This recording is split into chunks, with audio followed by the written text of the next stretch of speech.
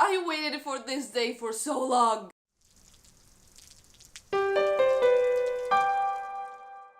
Hi, how are you doing? Welcome back to LittleDewDroplets. My name is Dew, and I managed to survive the time of Halloween-centric content on YouTube to make it to the first upload of November, which is of course going to be my October favorites. Because if there's one thing that I identify myself as, is an obsessive fan that will try to spread the things she enjoys as a virus, infecting everyone around her. So, help me infect the world. The first thing that I watched this month that kind of blew my mind was Kingsman and the Secret Service. Now let me tell you something about my experience with this movie. I wasn't interested in watching it for the longest time, but then I watched this one GIF of one of the best scenes in the entire movie, and I immediately knew I needed to watch it. Kingsman and the Secret Service is a spy comedy, high-tech, almost sci-fi kind of movie, and I cannot recommend it enough. First of all, the acting is superb, but you don't need me to tell you that. Just look at the list of actors in this movie. Mark Strong, Michael Caine, Colin Firth, Samuel L. freaking Jackson. Like, how could the acting be bad with those type of names? And like, even the actors that I didn't know that aren't up there with the legends, like Taron Egerton, and Sofia Boutella, they were amazing. Second reason is the characters, because they are so well made, so well written. The main character is someone that you just can't stop rooting for. He is such a lovely character that has an amazing character arc. Like, a very good growth in the movie. The villain isn't outlandishly villainous and cruel, even though the plan he has is outlandishly villainous and cruel. My personal favorite though was the fact that not just one, but two kick-ass characters were females, and they were well designed, well characterized, not overly sexualized, and just overall so competent. Gazelle is going to go down in my book as one of the best female characters that I've seen, and one of the best female villains that I've seen. Like, how could you not just fight me? Colin Firth is just so badass and reliable that you just look up to him and you just don't doubt anything that he does. The movie has two different story arcs that are pretty differentiated but come together in the end, and I love them, but I do love one of them more. I'm just saying, if the entire movie had been about the main story arc of the main character, I would have been fine with it. But then again, the other story arc gave me Gazelle, so, you know, I'm okay with both. It also is shot wonderfully. Like, every fight scene, of which there are many, are so well choreographed and so well shot, and the actors just, it's so cool. And as if it wasn't enough to have such an entertaining movie, it also has a message that it wants to give you, a question that it wants you to think about. Maybe if I wanted to talk about it without spoiling, I should say accountability. It has a message about accountability, and I really wish I could say it better, but I'm afraid of spoiling, and I'm anti-spoilers, so there you go. That being said, the movie is a bit outlandish. It has some moments, particularly toward the end, that can completely break you out of it if you were not prepared for it, so take that in mind if you never watched it. It's a bit outlandish, it has a bit of ridiculousness towards the end, a lot of ridiculousness towards the end, but if you go knowing that, and knowing that the technology is way sci-fi, like way too advanced, like, it's the most enjoyable thing I've seen this month. Overall, I give Kingsman The Secret Service a 9.5 out of 10. I only reduced a 0.5 because of a personal preference of mine. I normally don't like it when a movie makes me think afterwards, and I'm left with a feeling of how cruel and gruesome it was. And this is a funny movie, but if you think about the consequences of what happens, it's very cruel and gruesome, and I don't like that feeling. But other than that, it's an amazing, amazing movie. Last thing on my favorites list for October is going to be Newsies, the musical. Because if you thought that I was done with musicals after Dear Evan Hansen, you were just so dead wrong. Musicals are like food to the soul, okay? Most people you watch probably like at least some musicals, they just don't talk about it, but I do. I love them too much not to talk about it. So let's talk about Newsies. Let's start with the obvious, the fact that this is a 180p HD multi-camera angled full recording of a Broadway show. Do you have any idea how valuable that is? Not everyone can pay the exorbitant amount that you would need to go to Broadway, so here you go, a Broadway show in the comfort of your screen. As far as I understand it, they do have it on Netflix in the United States, but I'm not sure because each country has a different programming, and as I've said plenty of times already, I do not live in the United States. The acting is really good and the singing is really good, but if I have to talk about one thing, it's the dancing. The training that it's obvious they all had in several types of dances. You see them out there and you can see that they are acrobatic and they are pulling ballet things and they are pulling tap numbers that are so like tap-ish. That was stupid.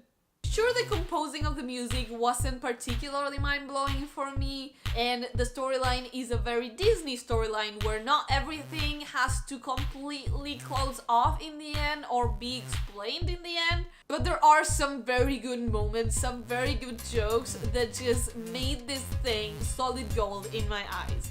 There are just some scenes that I keep repeating over and over in my mind because of how much they caught me off guard actually. As I did with Dear Evan Hansen, I am going to tell you my favorite songs because I like doing that with musicals. And my favorite, absolute favorite has got to be Watch What Happens because I love the scene, how it's done, and the music itself is like funny and snappy. But also King of New York puts me in a very good mood immediately, so there's that. I give Newsies an 8.5 out of 10 because I wish some things would have been better explained, but you know, it's Disney. The targeting isn't exactly hypercritical people like me. And now the thing that everyone knew was going to come up, the thing that everyone is excited for, the thing that I really wanted to talk about and I have been tweeting out for days, Stranger Things Season 2! In fact, Stranger Things is so important to me that I'm going to want to show it with every part of my being, with every aspect of myself. So you just give me a minute, okay? Just give me one minute.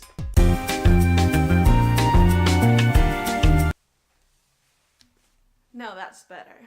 Yes, I did just redo my entire hair and makeup just so that I could look a bit more Stranger Things 2 themed. Yeah, when it comes to fandom, you can count on me to be like 100% in, so subscribe to get this kind of passion and fanatism every week on your feed. Now, I normally try to leave as many details as I can out of it when I'm talking about things that I love and I'm recommending, because I know a lot of people like going blind into things. You may have noticed that I actually say main character a lot more than I say the names of the characters, but in this case, I gotta start talking a bit more freely. Because spoilers of this are everywhere, and if you haven't seen it yet, then you probably don't care about getting some details spoiled. And I'm still going to be anti-spoilery, I'm just gonna mention some things that I normally wouldn't. Stranger Things Season 2 had some of the best acting I've seen in my life, and it came from kids. Last season, the spotlight was put definitely on Billy Bobby Brown, and this season she just gets better, but also we get a lot more screen time from Noah, who is such an amazing actor. We couldn't see a lot of him last season because he was sort of out of the picture and he had little screen time, but this season he has the spotlight and he has some of the hardest scenes to act out. The characters, just this show never ceases to amaze me as far as character construction goes. Because last season, I had told you, they managed to get this one character from point A being the most despicable character in the show to point B being just a very fun and likable character. And they did that in the span of like the last 3 episodes.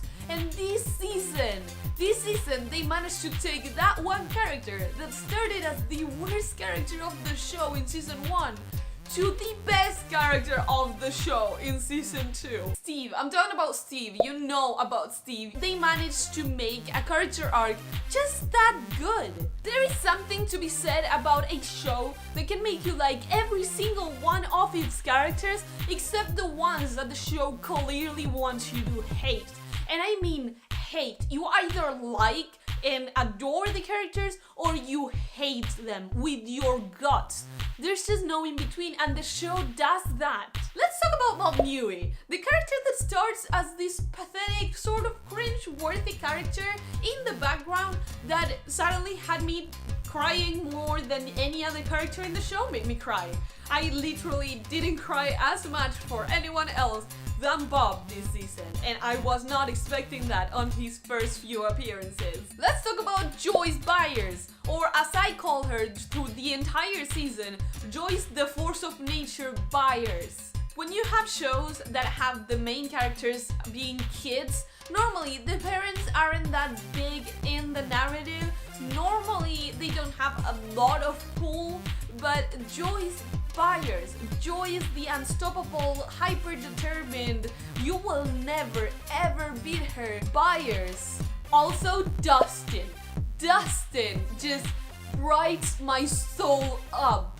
This season, he had just so much more screen time and I was blessed for every second of it.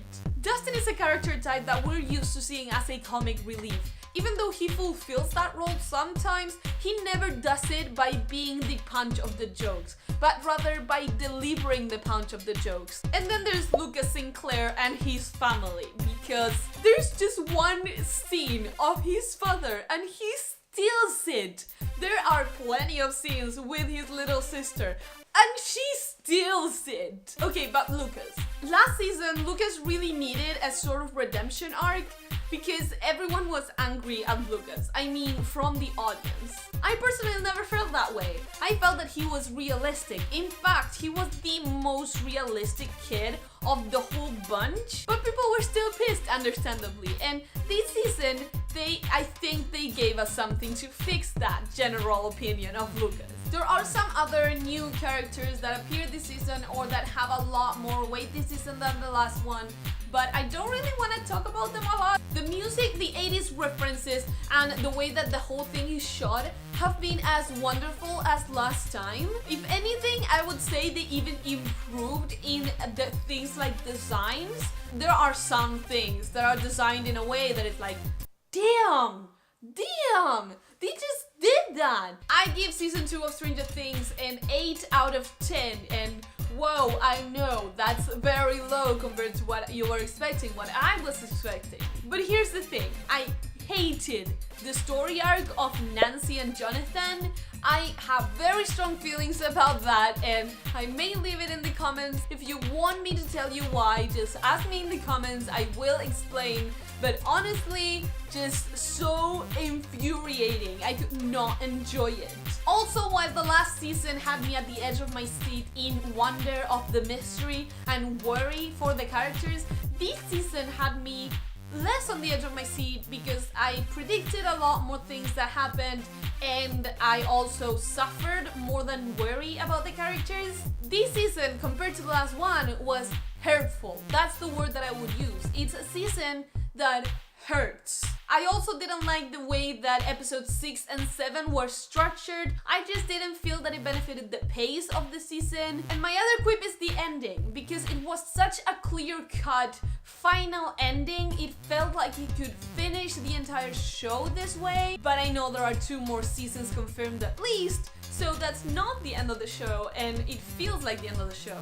So that makes me think that the next seasons are going to be pulled out of thin air a little bit, and that there are not enough trails to connect this with that. And that will be it this time around. I don't have anything else that I want to talk about and anything else that I can name as a favorite for this month. So there you go. Have a list of things to watch if you're bored, if you want something to entertain yourself with. Please, if you check any of these things out, or if you just want to share your opinion of them, go ahead and leave me comments. I love talking about my passions and my fandoms, so go ahead and have a conversation with me if you feel like it, or if you just want to state your own opinions of these things. Hit the like button if you enjoyed this video or any of the recommendations I gave you. If you checked anything out and you find it enjoyable and you realize that, hey, maybe you can trust my recommendations, you know, just hit that like button. I post new videos every Thursday, so just go ahead and subscribe and hit that notification bell, because that way you don't have to think about it, you don't have to remember my name, that YouTube can just remind you and it's far easier. And as for myself, I wish you a very good day, or a very good afternoon,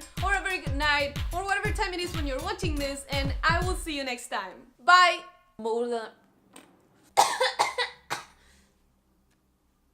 Don't die.